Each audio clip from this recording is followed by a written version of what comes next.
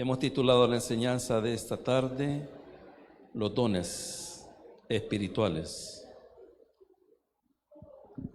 Así que vamos a leer la palabra del Señor despacito, para que le sintamos gusto. Vamos a hablar un poquito con respecto al momento que estaba siendo escrito esto, porque eso es importante para que nosotros podamos entender mejor lo que Pablo les quería transmitir a la iglesia de Corintio. La iglesia de Corintio, a pesar de que era una iglesia sumamente complicada, el Señor la había bendecido tremendamente. Así es de que Pablo lo que va a hacer es poner orden dentro de la iglesia y también fuera de la iglesia, ¿verdad?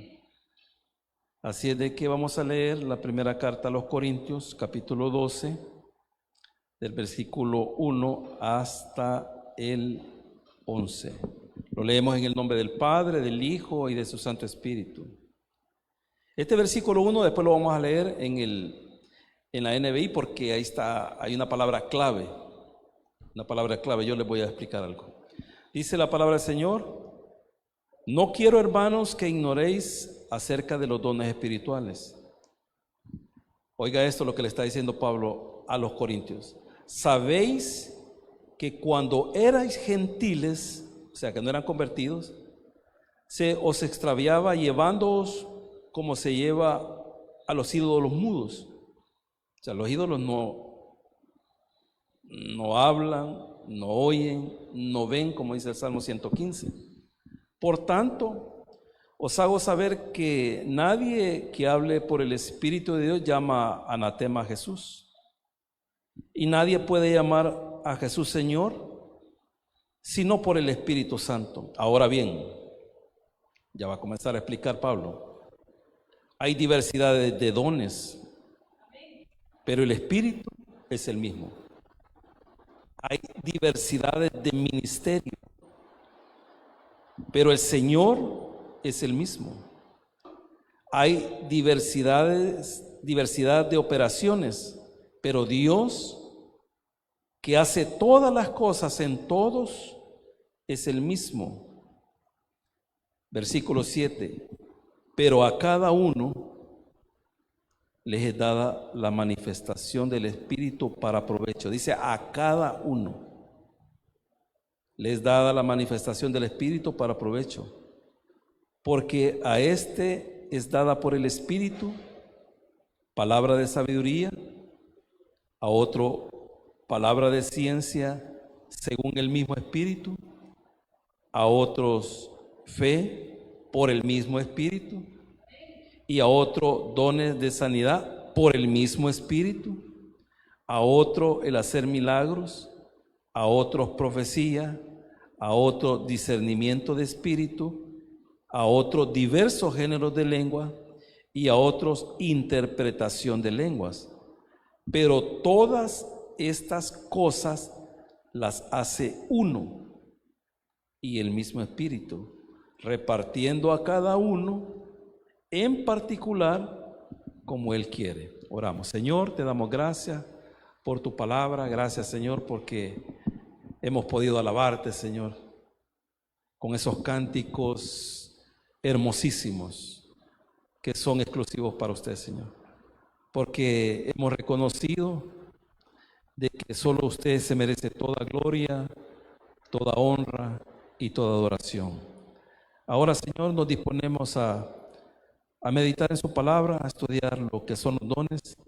Te pedimos en el nombre poderoso de Jesús que usted nos pueda ayudar para que así podamos entender cuál es el propósito del por qué el Espíritu ha entregado dones a la iglesia. Gracias en el poderoso nombre de Jesús. Amén y amén. La carta a los Corintios, hermanos, es una carta temática. Se le conoce como temática porque desarrolla varios temas. Como les decía al principio, en la iglesia de Corintios habían muchas dificultades. Entonces, el apóstol Pablo, al enviar la carta, porque a él le han hecho preguntas. Acuérdese de que en el capítulo 1 de esta carta hay una familia que va a ser la familia que se va a agarrar el protagonismo, porque va a ser ella la que va a informar lo que está pasando en la iglesia. Es como que su servidor estuviera en otro país. En el caso de aquí, Pablo está en Éfeso. Entonces viajan la familia de Cloé a Éfeso y le dicen a Pablo: está ocurriendo esto y esto en la iglesia. Entonces, al saber Pablo eso, él manda una carta y de ahí manda otra carta, porque no solamente es una carta. La primera carta a los Corintios son 2 cartas de cosas que ellos le han preguntado, Entonces el apóstol Pablo les contesta, pero a la vez va a corregir cosas que están sucediendo dentro de la iglesia. Y están sucediendo cosas bien tremendas, hermano, sumamente tremendas. Hay divisiones, la gente está actuando bien carnalmente, hay personas que están aprovechándose de otros hermanos, y esos hermanos que se han aprovechado de ellos, los han llevado a las autoridades, y un solo desorden. Entonces Pablo va a poner orden. A partir del capítulo 11, él va a poner orden dentro de la iglesia, cómo las mujeres van a estar en la iglesia, cómo van a orar, cómo se van a vestir, ¿verdad? Cómo van a estar orando los hombres, cómo lo van a hacer. Entonces él comienza a poner orden dentro de la iglesia. Si usted lee el capítulo 11, el final del capítulo 11, se relata lo que es la cena del Señor, ¿verdad? Pero si usted lee antes de lo que es la cena del Señor, usted se va a dar cuenta de que en la iglesia, acuérdese que la iglesia eran las casas.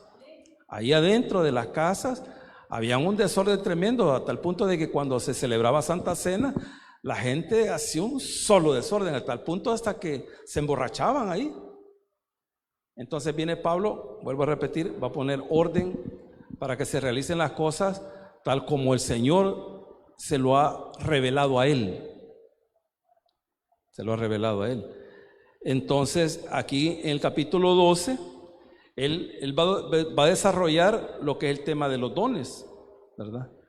Pero no solamente es el capítulo 12, sino que es el capítulo 13 y el capítulo 14. Entonces hay cosas que ellos no han comprendido con respecto a los dones. Aparte de que los de Cloé le han ido a informar lo que está sucediendo en el momento que se están manifestando los dones que más se manifiestan dentro de la iglesia son los dones de revelación, ¿verdad? Los dones de revelación o los dones de palabra. Los dones de palabra son lenguas, interpretación de lenguas y profecía. Esos 3 dones van acompañados de una revelación. Entonces había un desorden tremendo ahí dentro de la iglesia, a tal punto que si usted se adelanta al capítulo 14, ahí en la iglesia de Corintios, o sea, era tan bendecida la iglesia que todos hablaban en lenguas. Pero Pablo va a venir a poner un orden. ¿Cómo se van a hablar? ¿Cuántos van a hablar? ¿Cuántos van a profetizar? ¿En qué momento lo van a hacer? ¿Cómo lo van a hacer? Porque fíjense que ahí dice en el 14:22, oiga lo que está diciendo el 14:22.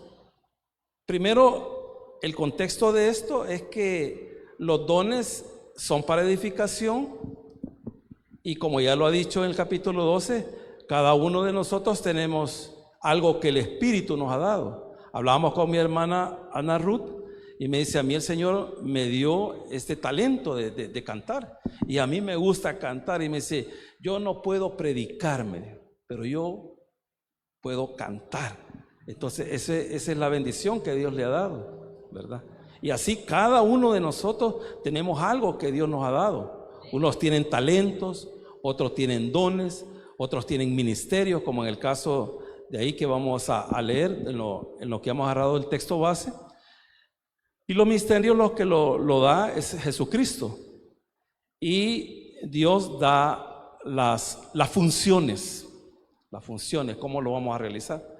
Entonces dice el 14 aquí, acuérdense que Pablo está corrigiendo lo que está sucediendo ahí, porque cuando comienza el culto, hermano, los corintios no paran de hablar en lengua, y comienzan a hablar en lenguas, y nadie los detiene, pero ellos lo están haciendo por jactancia. Por eso en el 13, él ha aclarado que los dones tienen que ir acompañados con amor, ¿verdad?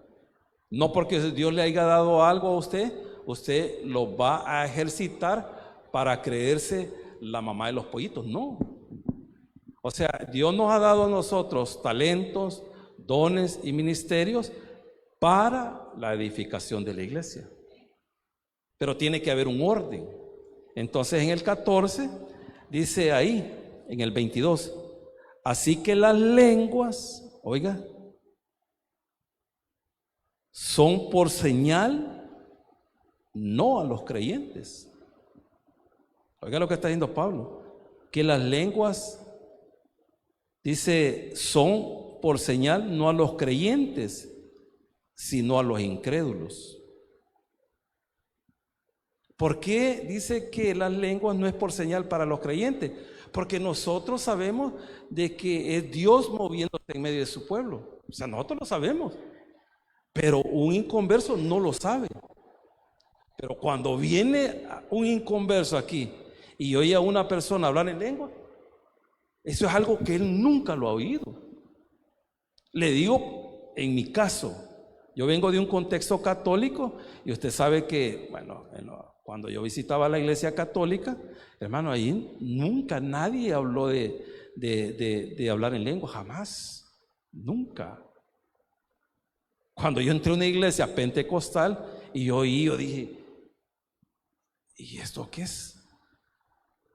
Porque aquí está diciendo claramente el apóstol Pablo que las lenguas son por señal no a los creyentes, sino a los incrédulos. Oiga ahí, pero la profecía no a los incrédulos, sino al creyente. O sea, la profecía es señal para los creyentes.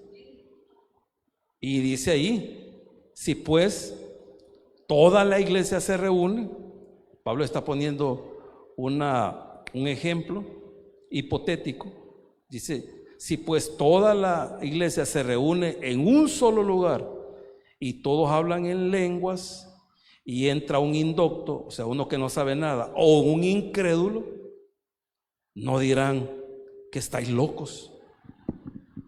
Imagínense que entre una persona aquí y todos nosotros estemos hablando en lenguas. Fíjese de que en iglesias pentecostales hay oraciones, bueno, hay dos tipos de oraciones. Hay una oración dirigida, nosotros hacemos oraciones dirigidas. Las dirigidas son de que hay alguien que dirige la oración y los demás, cuando nos reunimos ahí para orar, los servidores, le decimos, hermano Marvin, llévenos una oración, y él está orando. Y nosotros estamos oyendo lo que el hermano está diciendo. Él está dirigiendo la oración. Pero hay iglesias, en algunas iglesias pentecostales, que no son oraciones dirigidas, sino que ahí todos oran, toditos. Y cuando usted llega a una iglesia, ellos así han sido enseñados, y no estamos criticando, no, claramente estamos poniendo un ejemplo. Cuando usted entra ahí, unos están orando por una cosa, otros por otra cosa, otros por otra cosa, pero ellos así han sido enseñados, ¿verdad? Entonces cuando usted entra, todos están orando. En cambio aquí nosotros no, o sea, si se inicia el culto, yo comienzo la oración de inicio y ustedes están oyendo, es oración dirigida. Pero hay otras, como vuelvo a repetir, que todos oran, y eso no es ningún problema, pero usted no sabe por qué están orando. Porque ora uno de una cosa, otro de otra.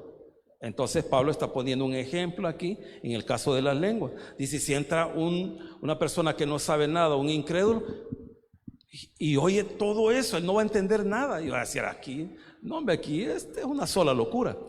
Entonces dice, pero si todos profetizan, O sea, la profecía es una palabra que Dios da a alguien, ¿verdad? Acuérdese que la función de un profeta es llevar el mensaje que Dios le ha dado a él. Esa es la función primaria de un profeta. La función primaria de un profeta no es andar revelando cosas, no, las hace. Hay ejemplos bíblicos, pero la función principal de un profeta es llevar la palabra que Dios le ha dado. Ejemplo, Elías. El Señor le da una palabra allá en la montaña porque él es un montañés y le da una palabra. Él baja de la montaña porque es de Tesbit es de esa región, de la zona oriental de Israel. Baja y va del presidente y él le dice lo que va a suceder y se va porque eso es lo que le ha dicho el Señor. Esa es la función del profeta. Entonces una profecía es una palabra que Dios le pone, que Dios le revela, porque los dones de palabra van acompañados de una revelación. Dios le revela, el Espíritu le revela a esa persona que tiene el don de profecía y Él envía la profecía. Es lo que yo les comentaba en la mañana, lo que el hermano Santín hizo con su servidor cuando íbamos para Guatemala. Él me dio una palabra, ¿verdad? Él me dio una palabra, pero esto dice que sí es señal para el creyente. Dice ahí, el versículo 24. Pero si todos profetizan, cuando dice todos, más adelante va a explicar que son 2 o 3, porque él va a regular eso. Dice ahí, pero si todos profetizan y entra algún incrédulo o indocto, por todos es convencido, por todos es juzgado. Fíjese de que en una ocasión invitaron a una persona a una iglesia donde ejercen los dones. Entonces esa persona inconversa y entró, y en esa oportunidad hubieron profecías, y el último que profetizó, que es apegado a lo que están diciendo aquí, el último que tuvo la oportunidad de ejercer la profecía, él comenzó a decir una palabra, pero era una palabra de ¿cómo se llama? Era una palabra fuerte. Entonces, como por ejemplo, él estaba diciendo, dice el Señor que te arrepintas de lo que estás haciendo, porque él te ha visto. Y entonces, bueno, pero la gente estaba acostumbrada a oír eso, pero de repente se oyó un llanto, pero un llanto tremendo, y el que estaba llorando era el invitado. ¿Y por qué estaba llorando esa persona? Porque el Señor había descubierto lo que había en su corazón. Entonces dice aquí el pasaje, pero si todos profetizan, que son 2 o 3, y al entrar algún incrédulo o indocto, por todos es convencido. Acuérdense que es la palabra que están dando. Por todos es juzgado. Lo oculto de su corazón se hace manifiesto, y así, postrándose sobre su rostro, lo que le pasó a este muchacho, él se puso a llorar. Dice ahí, y así, postrándose sobre su rostro, adorará a Dios, declarando que verdaderamente Dios está entre vosotros.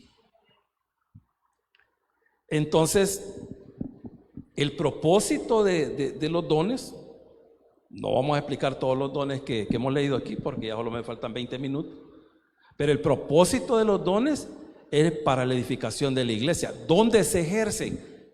Aquí. Los dones no son para ser ejercidos allá afuera.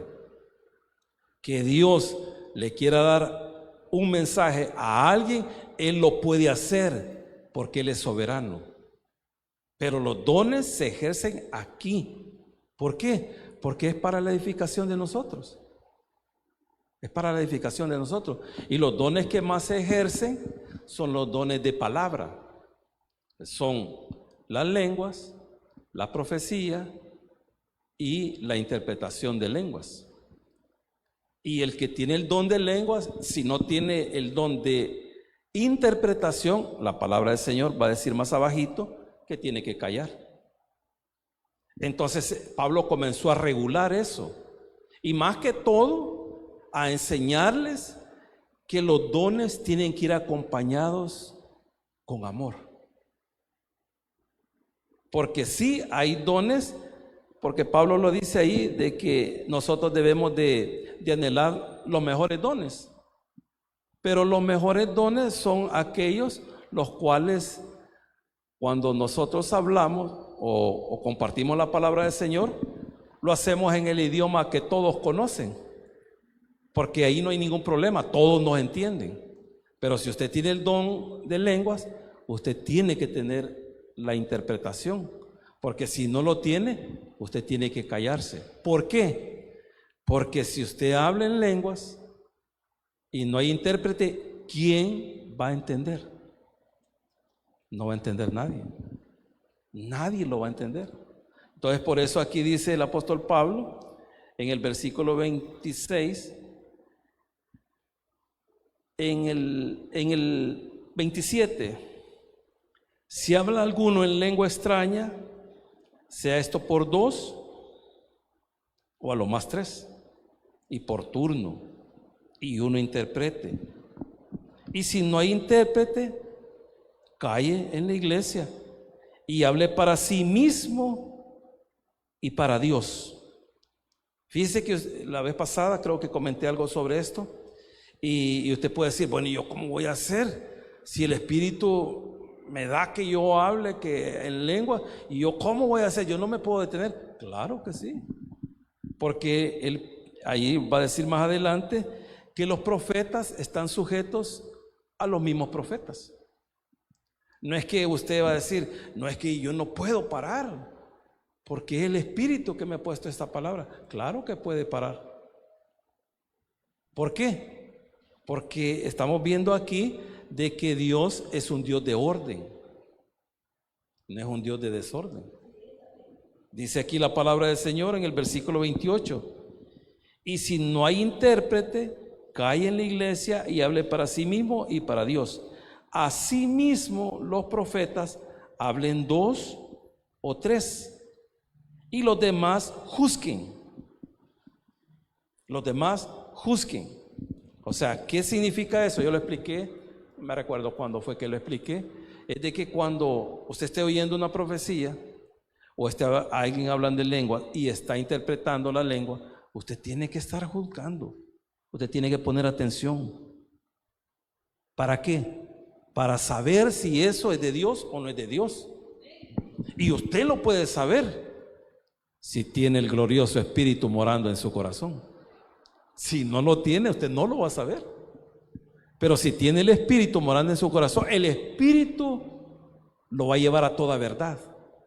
El Espíritu le va a decir, esto es mío. Porque así es, hermano. Yo le digo, les comentaba en una oportunidad de que cuando yo inicié aquí, abrimos allá abajo, y a las 3 semanas yo ya no quería venir. Yo no quería venir, hermano. O sea, el Señor me había dicho que establece, pero yo no quería venir. ¿Por qué? Porque yo le decía al Señor, Señor, ¿y yo qué le voy a decir? Si yo paso aquí 1 año, 2 años, ¿yo qué le voy a enseñar? ¿Qué le voy a decir? Entonces me agarró un temor terrible. Yo le decía, busca otro, Señor, busca otro, porque yo ya no quiero seguir.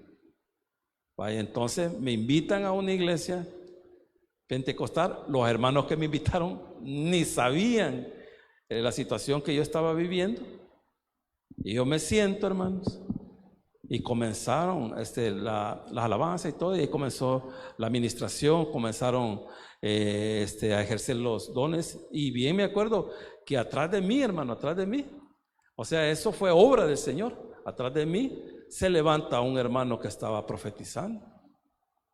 Así estaba atrás. Yo estaba orando y yo le estaba diciendo, Señor, lleva a otra persona. Pero yo estaba llorando. Yo le decía, Señor, lleva a otra persona. Yo ya no quiero estar ahí. Yo no puedo, le decía. Y de repente, hermano, ahí atrás, el Señor me lo puso atrás, y el hermano solo dijo esto, mire, hermano: hijo mío, no temas, porque yo estoy contigo. Hermano, cuando oí eso, hermano, hasta ahorita, si usted viniera ahorita, mi cuerpo está estremecido, mi cuerpo se estremeció, fue como si un bombazo había caído en mí. Hermano, yo cuando sentí, yo estaba llorando, pero de alegría. Y yo decía, increíble cómo, pero el Señor conocía mi corazón. Y le estoy hablando de que no tenía un mes de haber abierto. Y el Señor dijo, no tengas temor, yo estoy contigo. Ya pasaron 18 años. Y esa palabra me fortaleció. Esa palabra que dio ese hermano, que ni lo vi, ni siquiera lo vi, ni sé quién es. No lo vi, así es. Pero llegó esa palabra y confortó mi corazón. ¿Por qué? Porque la profecía tiene tres aspectos bien elementales. La profecía no es para venir para llevarle temor a alguien. No, la profecía no es para eso. La profecía dice el capítulo 14, acuérdense que 12, 13 y 14 está hablando de los dones, y Pablo se enfoca más en los dones de palabra que van acompañados de revelación, porque son los que más se ejercen en la iglesia. Los otros son dones, a unos se les conoce dones de poder y algunos dones de discernimientos de espíritu. Entonces dice aquí en el capítulo 14, como viene hablando del amor acompañado con los dones, dice ahí, seguid el amor, capítulo 14, 1, y procurad los dones espirituales, pero sobre todo que profeticéis. Va a dar la razón, porque el que habla en lenguas no habla a los hombres, sino a Dios, pues nadie le entiende. Más adelante va a decir, a menos que tenga alguien que le interprete. Dice que ahí, porque el que habla en lenguas no habla a los hombres, sino a Dios, pues nadie le entiende, aunque por el Espíritu habla misterio, pero el que profetiza habla a los hombres para edificación, para exhortación y para consolación.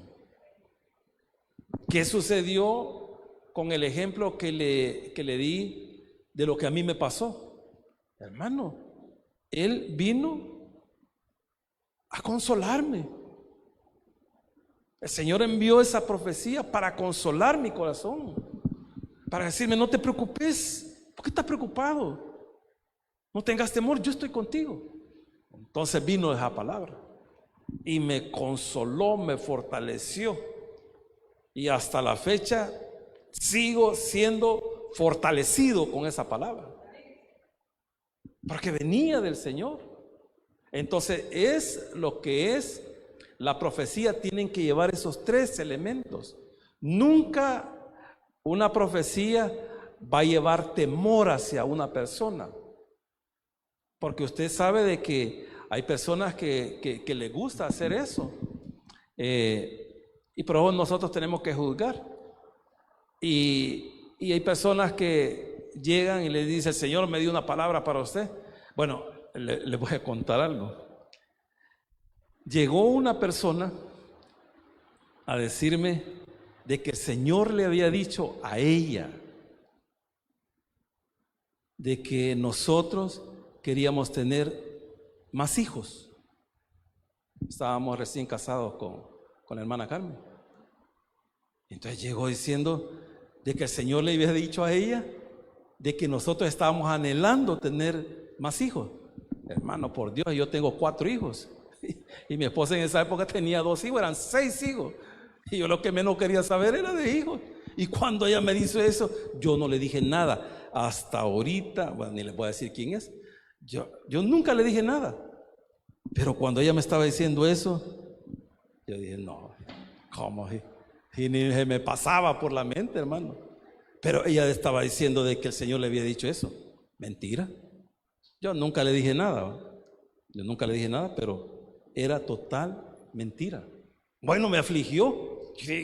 ¿Y cómo? Si con que antes podía salir con 4 y imagínense con otro. Fíjense que les voy a contar algo.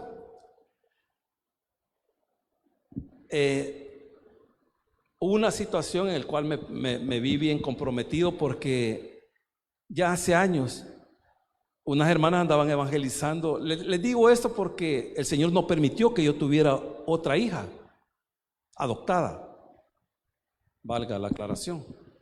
Entonces las hermanas encontraron a una jovencita como de 18 años dejando un niño ahí en el parque Cucatlán. Lo dejó y se fue. Y la vieron las hermanas del tabernáculo. Y la hermana es la mamá de mi hermano Ricardo del pasaje 3.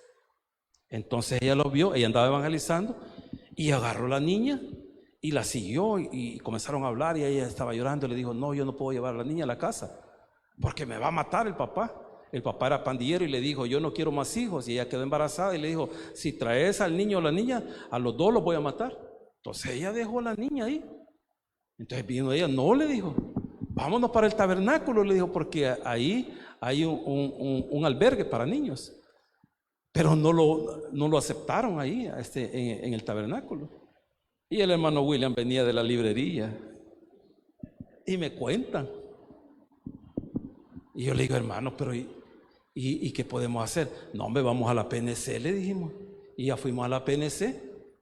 Y en la PNC dijeron: no podemos hacer nada, llévenlo allá al hogar del niño. Bueno, allá las hermanas se fueron y yo me voy con la jovencita para allá, para el hogar del niño.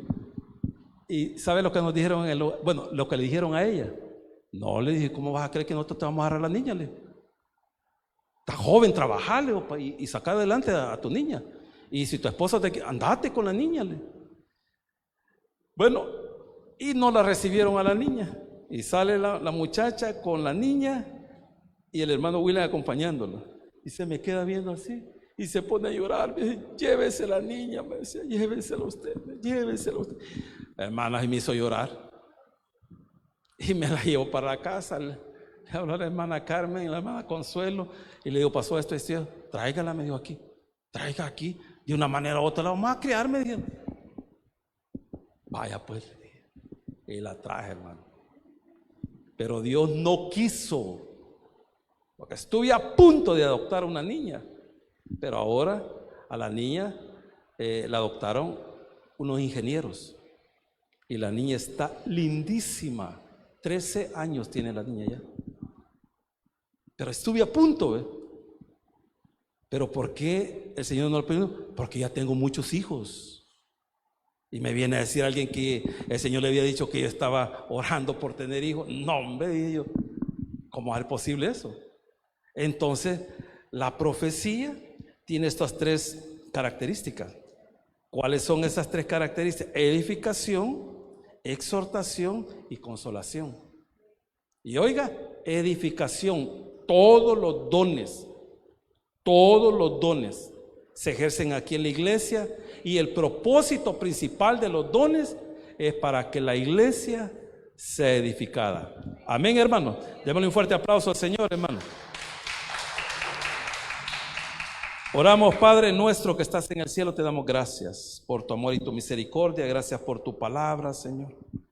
Gracias, Señor, porque a través de tu palabra, Señor, nosotros aprendemos. Gracias, Señor, porque sabemos y creemos de que tú, Señor, a través de tu Espíritu Santo, has regalado a la iglesia dones. De igual manera, sabemos de que nuestro Señor Jesucristo ha regalado ministerios, porque así lo dice Efesios 4:11, de que dio dones a los hombres, y esos dones que dio a los hombres son los apóstoles, son los profetas, los evangelistas, los pastores y maestros. Así que te damos las gracias, Señor. Te damos las gracias porque tú has sido fiel, tú has sido bueno, Señor, y nos has dado algo, Señor, a cada uno de nosotros para que nosotros podamos ponerlos al servicio de tu obra. Tú has dado talentos, tú has dado dones, tú has dado ministerios, para que así la iglesia pueda ser edificada, Señor, a través de todo eso. Te alabamos, te bendecimos y exaltamos tu precioso nombre. A los amigos que nos están viendo a través de las redes sociales, también para usted es la enseñanza. El mejor don que Dios le quiere regalar a usted, que no conoce al Señor, es el don de la vida eterna, el don de la salvación. Pero eso solamente se adquiere creyendo en Jesucristo, creyendo en el Hijo de Dios. Cree en Él, recíbalo como su Señor y Salvador, y Él es fiel y justo para perdonarlo y limpiarlo de toda maldad. Repita conmigo y diga: Señor Jesús, yo te recibo hoy como mi único y suficiente Salvador personal. Creo que eres Dios, que moriste por mí en la cruz del Calvario. Perdona todos mis pecados, me arrepiento, salva mi alma hoy, para que cuando yo muera pueda estar contigo. Porque te lo pido en el poderoso nombre de Jesús, tu Hijo amado. Amén. Y